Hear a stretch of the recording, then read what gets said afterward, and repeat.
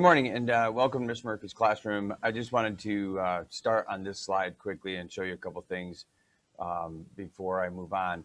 But if you look at these, each one of these little, they almost look like arrows with round points on them.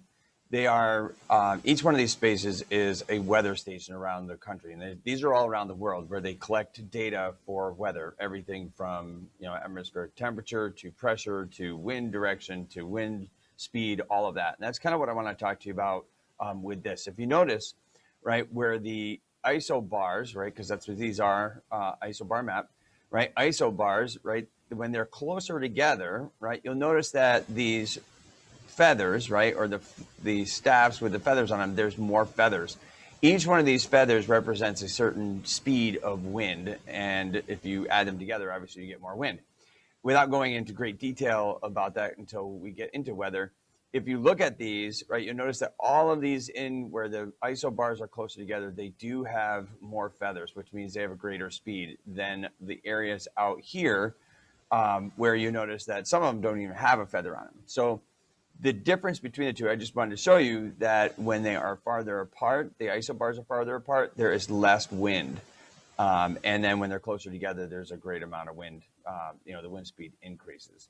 So we can actually calculate a gradient, a wind gradient, and figure that out. And that's how the weather men do it. So I just wanted to show you that one real quickly. So if you remember the angelfish from the last session, right, this is actually what it is. And if you notice, I showed you, right, an area where there should be mountains, right? And if you notice, this is one of the islands in Hawaii. And if you notice that they have the mountains here, they are, right, volcanoes, right? And there's a couple here too. But this area in here, right, this area in here is where that heavy rain was, and this area over here is where it was dry. But this is a topographic map. You can see the contour lines. You can see that they're very close together in the areas where it moves up into the top of the volcano. So they are very steep and actually not too tall. They're only, just under 5,000 feet in elevation. So they're actually shorter than Mount Marcy, but as tall as, most of the high peaks in the high peak region. So that's a contour map, which you should remember, from previous incidences with those. Now the field map and ISO-Alliance rules are basically the same as the topographic rules, right?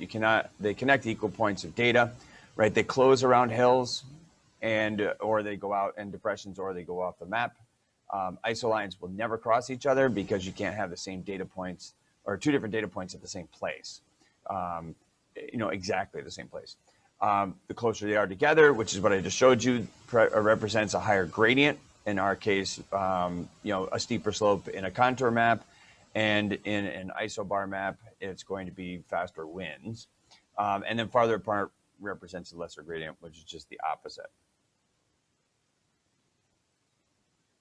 So when we calculate gradient, right, gradient is the slope of the line.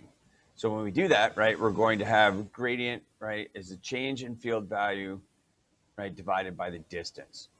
So we want to make sure that when we're doing this, that we're doing the change in field value and dividing it by the distance. So let's figure that out. Before I do that, I want to show you this. And this is why, sometimes we use these gradient figures. This is a picture of Buffalo. And if you look in the distance, it looks like there are clouds right against the ground. That is actually snow.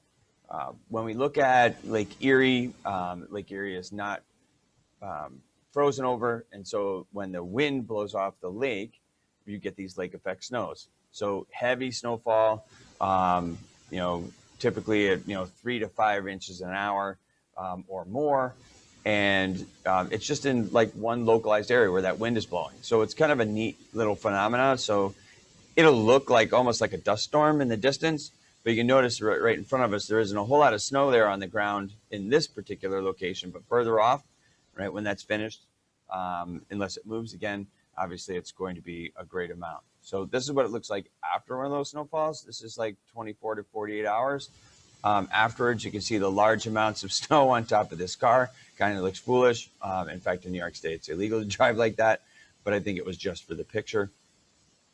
And you notice over on here, right, this is, a lot of snow in a short period of time. And that's strictly from lake effect snow. That's not from a storm, right, like we get over here.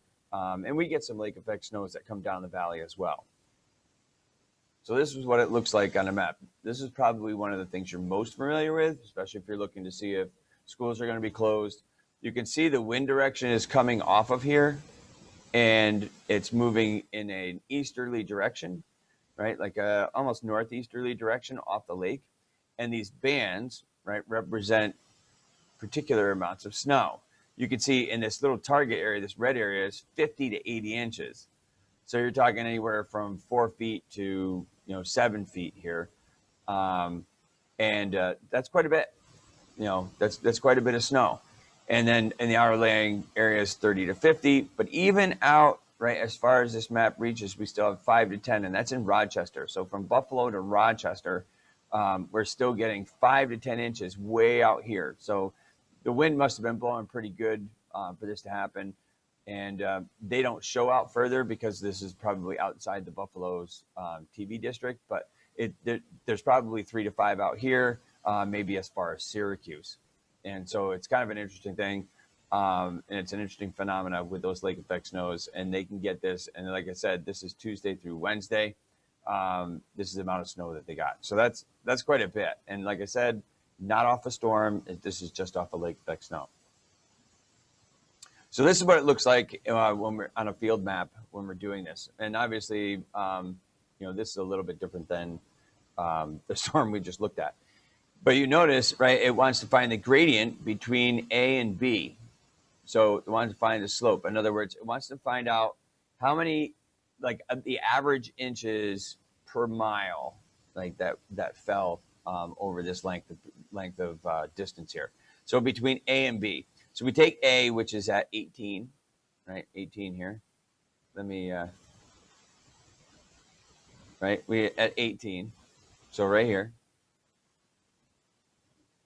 And I don't know why it's not letting me draw. There we go. All right, sorry. 18 is right here, right? And then we have B, right, which is at 6, which is the number right over here. Right, so we're going to take 18 and we're going to subtract 6 from it. And then we're going to measure the distance here between A and B using the scale. So however you want to do that, I can't show that right now, but basically you're going to take a piece of paper, and maybe I can draw a rectangle here. I think I can. So basically how this, no, it's not going to draw it at an angle, so I'm not going to be able to do it. But the idea, right, here, let me see if I can, I'm going to try to draw a straight line here. Not very straight. So my piece of paper, I put it here. I'm going to mark where my A, the spot is for A, and this spot is for B, right? And then I'm going to take that piece of paper, and I'm going to move it down to my scale down here. Go back to my spotlight. Move it down to my scale down here, and I'm going to find out how far it is. Now, I've already done that, and it's 30 miles. So then I get 18 minus 6, which is 12. I divide it by 30 miles, and I get 4.4 inches per mile. Remember, anytime you do a measurement, anytime you do a calculation, you must have a number and a unit. That was from the measurement and observation questions. A number and a unit. So 0.4 inches per mile. And that's kind of how you do the gradient for those. And if you need more practice on those, there's a couple questions I'm going to hand out that go with this PowerPoint. So you'll be able to try those out. And if you have trouble with those, please email me, and I can set up a Zoom and we can meet. But that's all I have for you on this particular